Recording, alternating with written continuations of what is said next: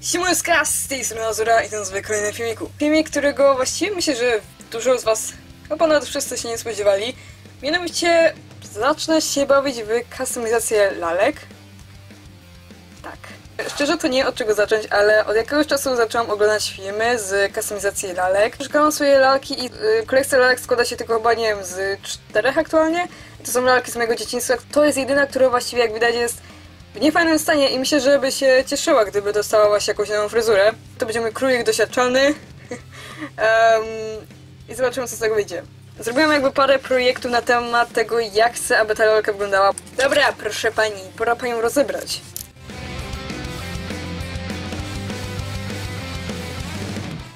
Tu ma takie gumowe nogi, które niby się mogą wyginać tak troszkę, ale nie za bardzo chcą utrzymać to i ta noga w ogóle nie chce jakby się utrzymać. Bo się ogółem z powrotem wraca na swoje miejsce. Dlatego z nogami nic nie będę robić, tylko po prostu dorobię te kopytka. Myślę, że jako pierwsze ogółem to bym spróbowała ciągnąć jej włosy. Nie wiem, czy chcę ściągać, wyciągać dzikowe, ale wiem, że niektóre tutaj chciały po prostu sobie, może było łatwo wyrwać, więc myślę, że tak się tego pozbędę.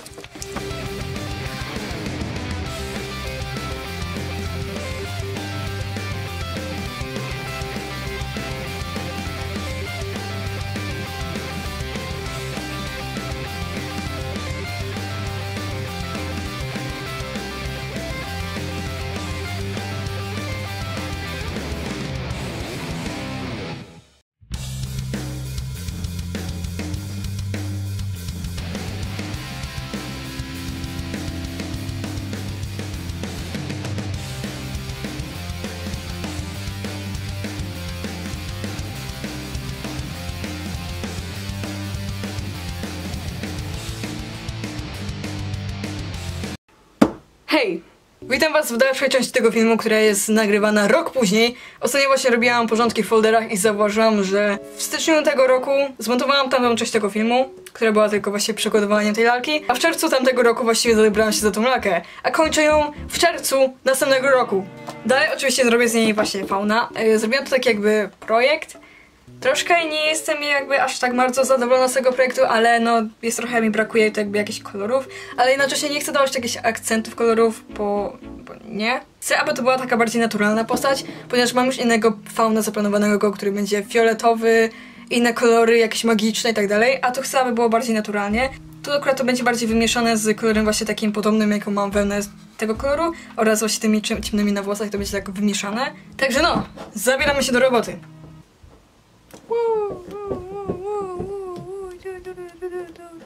Ogólnie to też właśnie mam już zakupione 7 lalek. Mimo że nie skończyłam jeszcze tej lalki, to już mam zakupione 7 lalek z Monster High, które znalazłam w niskiej cenie na Allegro.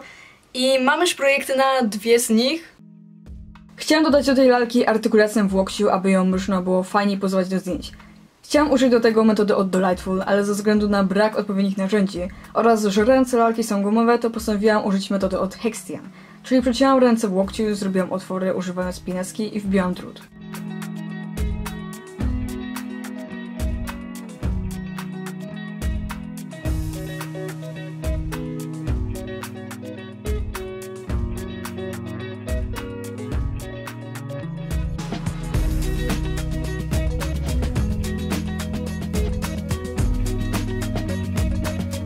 Użyłam kropelki, aby jedna końcówka drutu dobrze się trzymała w ręce i niestety ten kawałek ucięłam za krótko.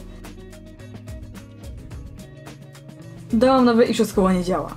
W tej metodzie trochę przeszkadza mi to, że ten drut tak widać, ale że i tak chciałam to potem przykryć, to uznałam, że może być.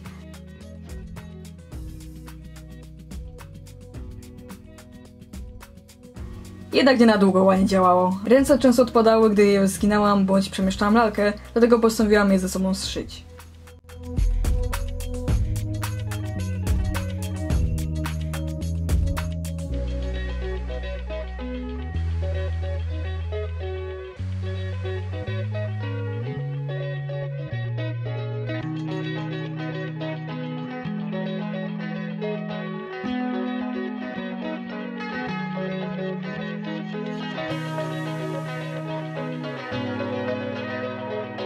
No to jak ręce się ładnie trzymają, no to teraz drut wyskoczył. Dałam o wiele dłuższy kawałek drutu i przykleiłam go od zewnątrz. Teraz już powinno być ok.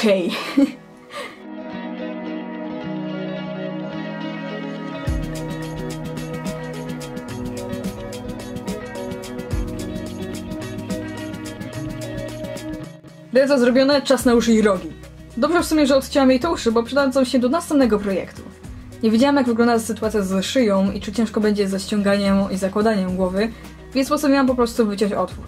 Nie wiem też, czy klej magiczny zniknął po paru latach, czy po prostu w ogóle go nie dali, ale to tłumaczy, czemu tak łatwo wypadały jej włosy. What the hell? Co? Czemu?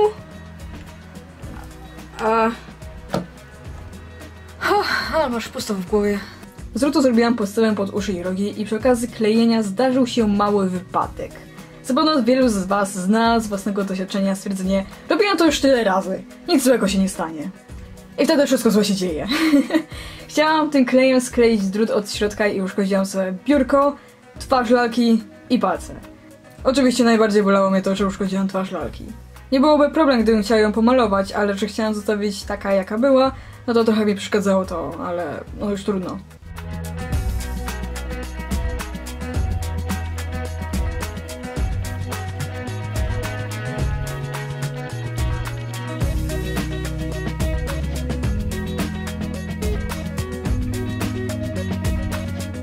Do zrobienia kształtu rogów inspirowałam się tymi głównie zdjęciami. I aby nie marnować masy, użyłam folii aluminiowej i taśmy na nadanie kształtu. Nawet jakbym chciała kupić Epoxy Sculpt, to na żadnym sklepie w Polsce nie był na tamten czas dostępny. A jako, że ta lalka jest moim królikiem doświadczalnym, postanowiłam znaleźć alternatywne rozwiązanie i użyłam 3 różnych mas. Pierwszy jest dobrze mi znany Green Stuff, którego używam już od ponad 2 lat.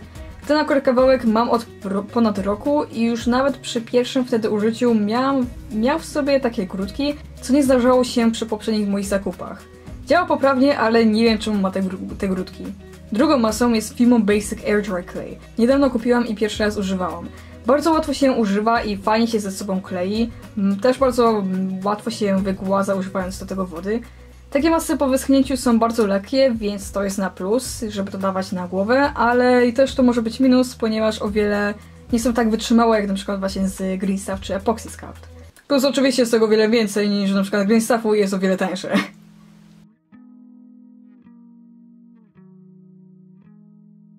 Po wyschnięciu widać, że obie masy nie trzymają się głowy, więc trzeba je potem dokleić.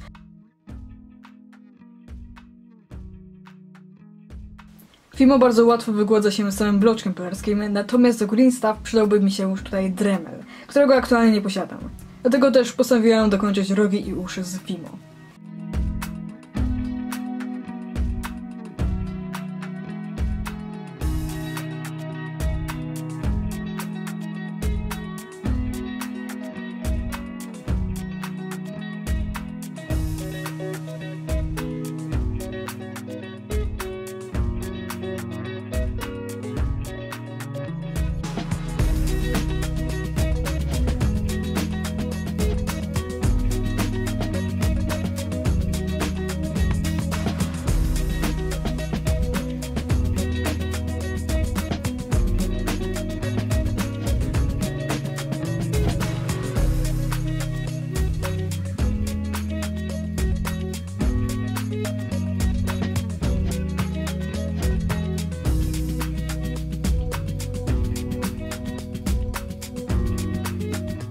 Jako trzecią opcję użyłam Polymorph Friendly Plastic. Są to malutkie kuleczki, które można rozgrzać w gorącej wodzie bądź heatgunem i ma się wtedy chwilę na modelowanie. Z tego zrobiłam ogon i kopyta. Nie wiem jednak czemu zapomniałam własnego projektu, który miałam zaraz przed nosem i zamiast tylko na palcach to zrobiłam kopyta na całej stopie. Nie są idealne, wiadomo, ale i tak będą prawie całe przykryte fudrem, więc mogą być. I oba kopyta i ogon dokleiłam jeszcze na klejm na gorąco.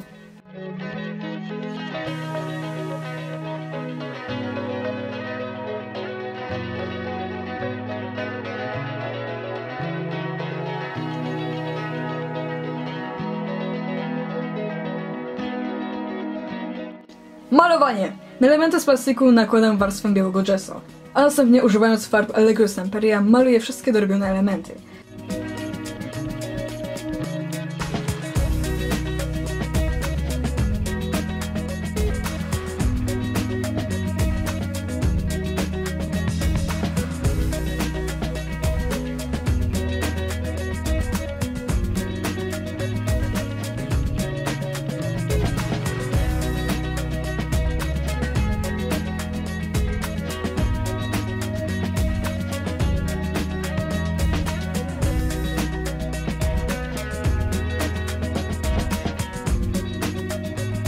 Kiedy skończę malować, nakładam warstwę matowego Mod Podge, aby nałożona farba była bezpieczna od uszkodzeń, plus jeżeli na przykład przez przypadek ciapnę jakąś inną farbą, to mogę bez problemu zmyć używając wody i wacika. Mimo że będę doklejała wełnę, to i tak wolę głowę pomalować na kolor włosów. Ułatwi mi to potem przyklejanie, plus po prostu lubię mieć porządek i ładnie wszystko wykończone w moich projektach. No, perfekcjonista za mnie po prostu.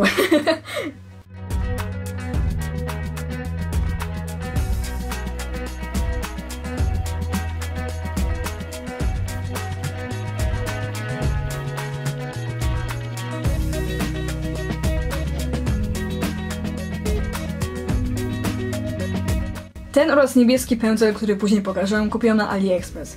Popen Atelier poleciła je w jednym ze swoich filmów i od razu poleciałam kupić parę sztuk, a potem rok czekały w szufladzie, aż użyję ich do lalek. Heh.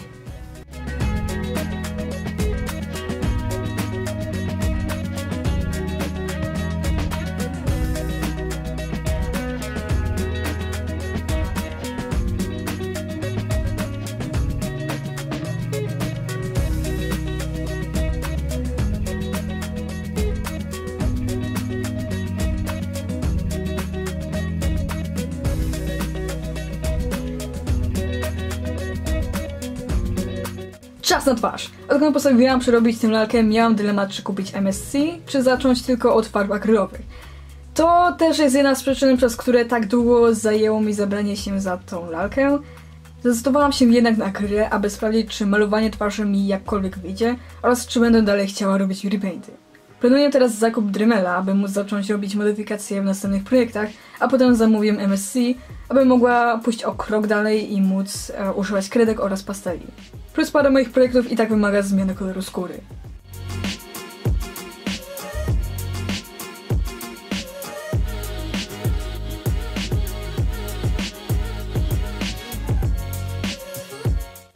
Czy tylko mi ten etat teraz przypomina tego ziomka z Lazy Town?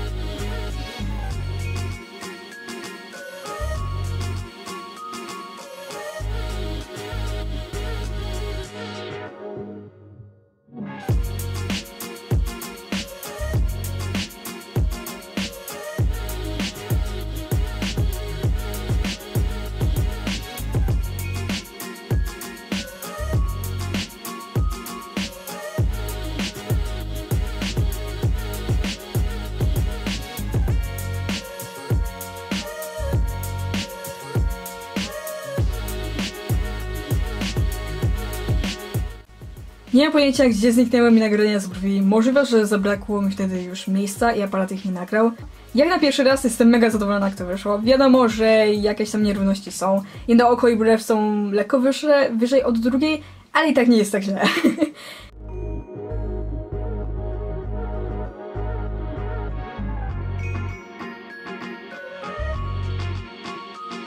I tak chciałam też pobawić się nowym nabytkiem i dałam trochę brokatu, proszku, pigmentu, cokolwiek to jest, co się używa do paznokci i dodałam to właśnie do oczu.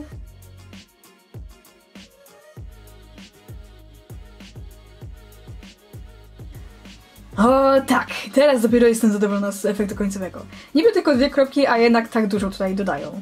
Najpierw też daję matowy lakier na wszystkie namalowane elementy, a potem daję na oczy i usta Glossy Vernice Protectiva. Ten lakier schnie bardzo płasko, bym powiedziała, dlatego później jeszcze dam warstwę Gloss Mod Podge, aby był lepszy efekt. Ubranie! Jako że ta postać mieszka w lesie i zbiera tylko to, co tam znajdzie, to postanowiłam dać jej proste ubranie, takie naturalne jakby, coś po prostu, aby było na górną część ciała. Użyłam do tego pianki, świeczki, nad którą piankę zagrzałam, aby łatwo uformowała się na ciele lalki oraz grubej nici.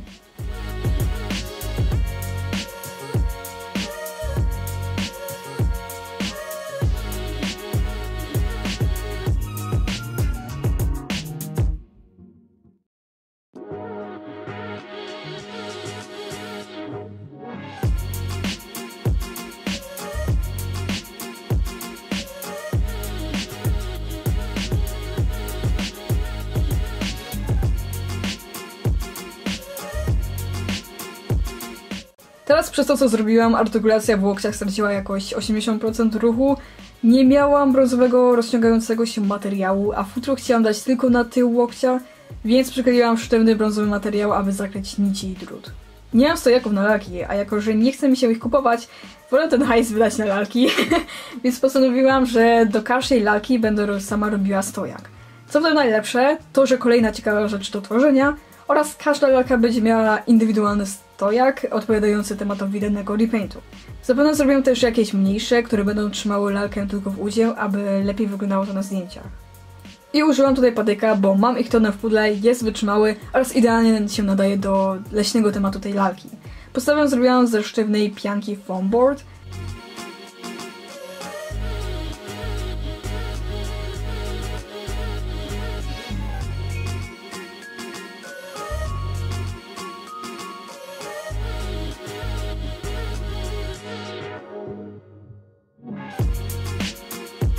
Jeszcze więcej drutu, jeszcze więcej kleju i jeszcze więcej plastiku.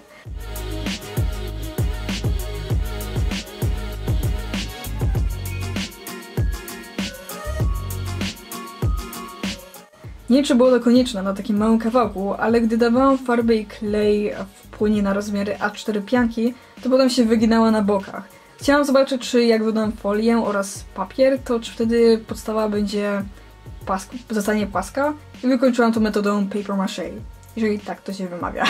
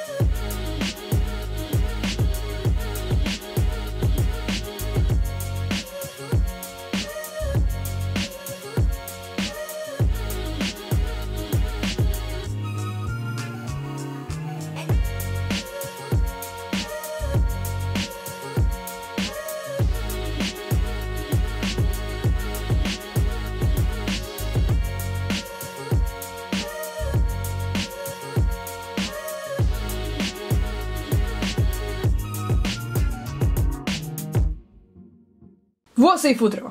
Jak mówiłam wcześniej, użyję do tego wełny. Standardowo rozczesuję, prostuję, a potem przyklejam kawałki do plastikowej torebki.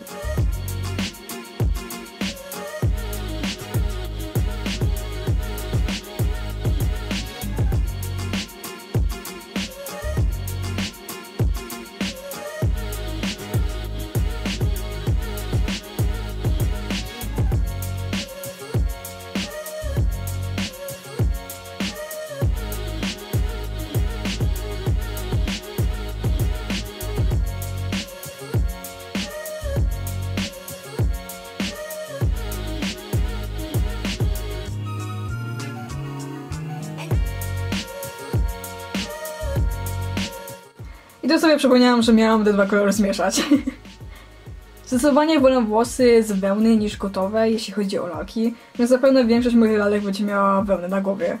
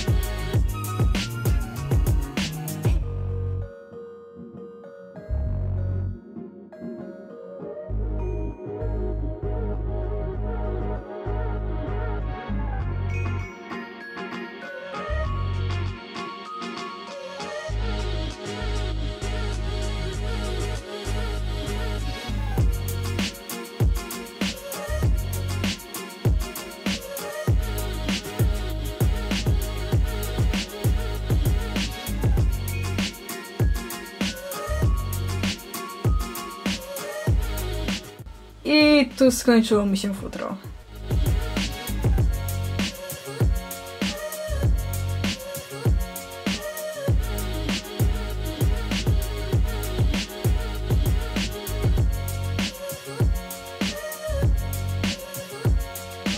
Kolejna lekcja dla mnie, nie będę używała więcej kleju na gorąco do przyklejania futra, ponieważ tu mi się odczepiło całe futro na udzie oraz tutaj na drugim też, kiedy właśnie chciałam wyczesać. Natomiast tutaj jak te wyższe części, gdzie już przyklejam klejem szmatowym, to właśnie się dobrze trzyma.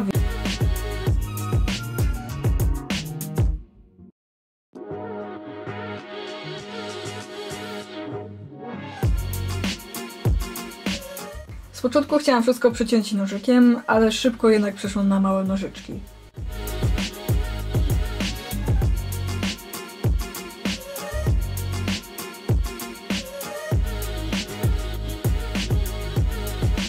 Trochę był problem z fryzurą. Pomimo, że ładnie jest wszystko zakryte i przyklejone, to jednak trochę za dużo ich przykleiłam.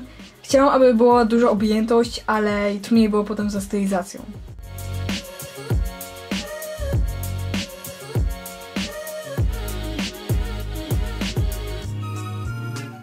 Rzęsy. Tutaj też nie wiem, gdzie się zgubiły nagrania, ale i tak nie było ich dużo, ponieważ większość zrobiłam poza aparatem. Skończyłam rzęsy i więcej ich już nie ruszam. O mój Boże, to był koszmar. Czemu to była jedna chyba z najgorszych, a jak nie najgorsza rzeczy, które robiłam przy tej lalce. Ponieważ nie wiedziałam, mają klej tutaj. Ja cały czas chciałam właśnie poprawić rzęsy, żeby dać trochę do góry, to automatycznie jak szłam za daleko, to od razu się przyklejało do tego i ściągało całe cholerne rzęsy. Zapomniałam, jak to się nazywa. Akcesoria! Wyciągnęłam wszystko, co myślałam, że może się przydać na akcesoria i wybrałam te, które najbardziej mi pasowały. Białe kwiaty, aby zakryć te ścięte włosy, sznurek na ramię, którego Ellie używa do robienia biżuterii, sznur, na którym może zawieszać ciekawe znajdźki oraz coś a la torby z koszyka, również na nowe znaleziska.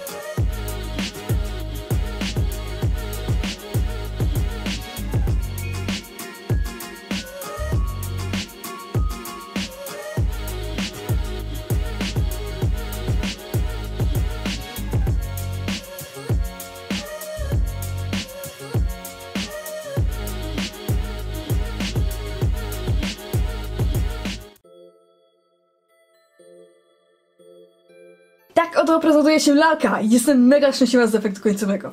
Nazwałam ją Ellie, tak rewatchowałam jedynkę podczas jej robienia, a potem oglądałam dwójkę The Last of Us i to imię przychodzi mi do głowy za każdym razem, jak na nią patrzę.